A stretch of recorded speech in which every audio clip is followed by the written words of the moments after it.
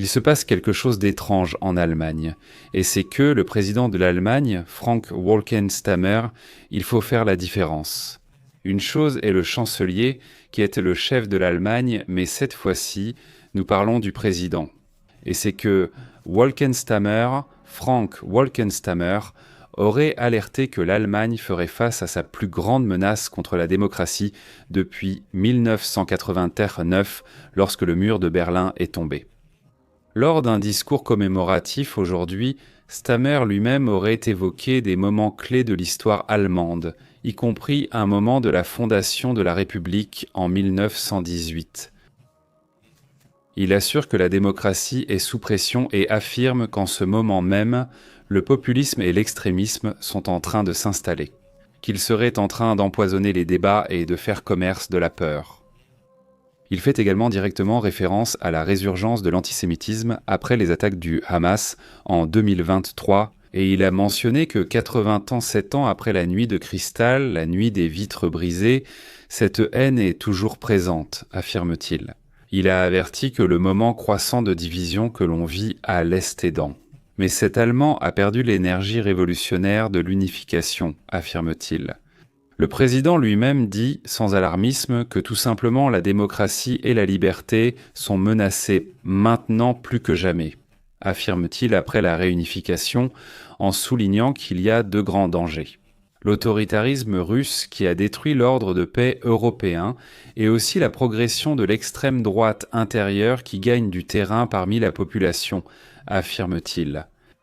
Il affirme qu'il espère que la tempête passera, mais que la société allemande doit agir pour protéger les institutions. Il souligne que des actions citoyennes sont nécessaires pour empêcher l'avancée de l'extrémisme dans ce pays. Eh bien, des déclarations fortes. Il doit se passer quelque chose en Allemagne. Quelque chose d'étrange se passe à l'intérieur de l'Allemagne. Pour qu'un tel avertissement soit donné. Ce n'était pas le 10, c'était le 9 novembre quand il a fait cette déclaration, qui me semble importante. Merci. Le discours s'inscrit dans le contexte où, en ce moment, des groupes radicaux, de différents horizons, de différents bords politiques, gagnent en puissance. Et cela, cette division et cet extrémisme inquiètent l'Allemagne, mais cela se produit aussi dans d'autres régions d'Europe. Soyez attentifs à cela. Au fait, regardez ce qui se passe avec ces attaques qui ont lieu en ce moment à... Bon, ce sont les températures, on est là-bas à Chicago, mais laissez-moi vous montrer ce qui se passe. Ceci concerne 2 embarcations, 2 bateaux qui auraient été attaqués dans le Pacifique. D'après les rapports, il y aurait 6 personnes qui auraient perdu la vie. Cela se passe dans cette région du monde, dans cette zone où les États-Unis ont mené des attaques, n'est-ce pas ? Contre ce type d'embarcation, des vedettes. Le même secrétaire à la guerre, Pete Hezed, aurait déclaré que le nombre total de personnes abattues serait de 76 depuis le début 76 personnes, dit-il. Nous avons éliminé, dit le secrétaire, des narcoterroristes qui menacent notre pays et notre peuple, déclare le fonctionnaire. Lorsqu'on lui a déjà demandé de montrer alors des preuves de cette prétendue intention d'aller aux États-Unis pour nuire aux États-Unis. Certaines de ces embarcations, on ne sait absolument rien, ni qui elles étaient, ni ce qu'elles transportaient à l'intérieur. Rien du tout, n'est-ce pas ? Alors, hier, Kaja Kallas, la responsable de la diplomatie européenne, a été très critique. Elle a vivement critiqué la stratégie de Trump, qui consiste à attaquer et à tirer des missiles sur ces embarcations, sans même de preuves, sans même l'arrêter, absolument rien, juste en attaquant. Cela suscite donc de plus en plus de critiques, y compris parmi les partenaires des États-Unis. Un sujet donc qui attire évidemment l'attention. Maintenant, un autre sujet qui est également important, c'est ce qui se passe avec l'ancien président de la France, Nicolas Sarkozy. Vous vous souvenez qu'il a été récemment mis en prison ? En ce moment, ce Sarkozy ne sera pas libéré, mais il va quand même sortir de prison. L'ancien président de la France a été libéré après 20 jours de prison sous régime de contrôle judiciaire. La décision a été prise par la Cour d'appel de Paris après une audience à laquelle Sarkozy a participé par visioconférence depuis la prison. L'ancien chef d'État a paru ému à l'audience. Il aurait déclaré C'est épuisant, un cauchemar rendu supportable seulement par l'humanité des fonctionnaires. Sa condamnation a été de 5 ans de prison, dont 2 fermes pour financement illégal de la campagne de 2007 avec de l'argent présumé du régime libyen de Muammar Kadhafi.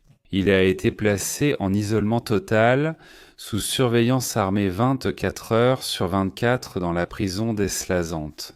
Premier ancien président français emprisonné, son isolement a provoqué la polémique. Les syndicats Union fédérale autonome pénitentiaire et Union nationale des syndicats autonomes ont dénoncé une folie sécuritaire et une humiliation pour le personnel pénitentiaire. Le ministre de la Justice, Gérard Darmian, a visité la prison dans les premiers jours, suscitant la controverse pour une possible ingérence politique. Sarkozy nie tout, affirmant qu'il n'y a que des soupçons politiques, sans preuve. Sa défense a fait appel des condamnations.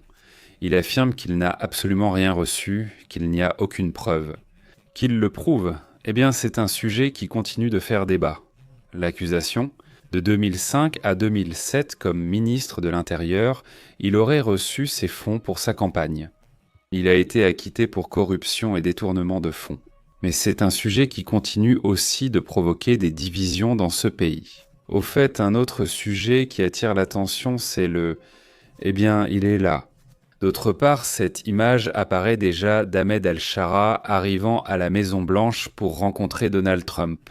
À ce moment-là, il passe par là, derrière la sécurité de la Maison-Blanche. D'autre part, la Russie pourrait-elle se retrouver isolée d'Internet au niveau mondial ? C'est dû à une décision prise par la Russie elle-même. Le législateur russe Alexei Shepa a affirmé que pour soi-disant, qu'ils puissent influencer les élections de 2026. Il est possible que l'accès à Internet mondial soit fermé. Un genre de censure totale, typiquement latino, non ? Pour soi-disant éviter les cyberattaques, selon les rapports, la Russie pourrait se retrouver totalement isolée d'Internet au niveau mondial. Ils affirment que si une interférence est détectée pendant les élections, c'est parce qu'ils ont déjà subi des cyberattaques les années précédentes. Et donc, face à cela, ils veulent éviter des attaques contre la Commission électorale centrale. C'est ce qu'affirme Alexei Tchepa, le législateur russe, qui a fait ce commentaire. Il dit « En cas de menace grave, les autorités sont prêtes à isoler complètement l'Internet russe du réseau mondial. » Cela pourrait se produire à partir du 1er mars 2026, selon les autorités de ce pays.